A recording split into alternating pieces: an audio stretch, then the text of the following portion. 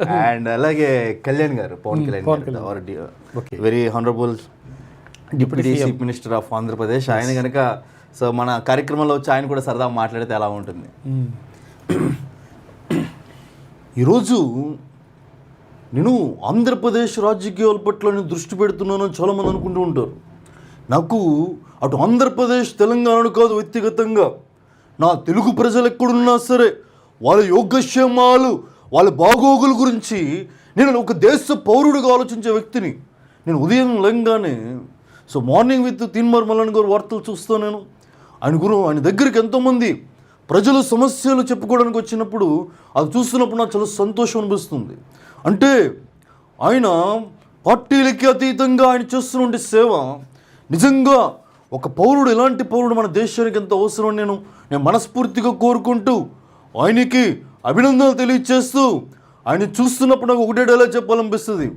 ఈరోజు పరిస్థితి ఎలా ఉన్నా సరే ఆయన సింహంలో ఉంటారు కాబట్టి, ఇల్లేమో దూరం అసలే చీకటి గాఢంధకారం, చేతిలో దీపం లేదు కానీ మల్లన్న గుండె నిండా ధైర్యం ఉంది అని తెలియజేస్తూ నాకు వ్యక్తిగతంగా నేను ఎక్కువగా నాకు మాట్లాడంటే మోమాటం కాబట్టి తెలంగాణ ప్రజలకు, ముఖ్యంగా మల్లన్న గారి అభిమానులకి నా శుభాకాంక్షలు తెలియజేస్తూ జై Hind. Thank you so much అన్న. ఇలా చాలామంది వాయిసెస్ చేసుకుంటూ వెళ్ళొచ్చు. అండ్ ఎక్స్పెషల్గా చంద్రబాబు నాయుడు గారు కూడా సో మాట్లాడితే ఎలా ఉంటుంది. మార్నింగ్ తీసుకొస్తే చాలా సంతోషంగా ఉంది ఈరోజు. ఉదయం మాదిరిగా చూస్తే చాలా వార్తలు ఉన్నాయి.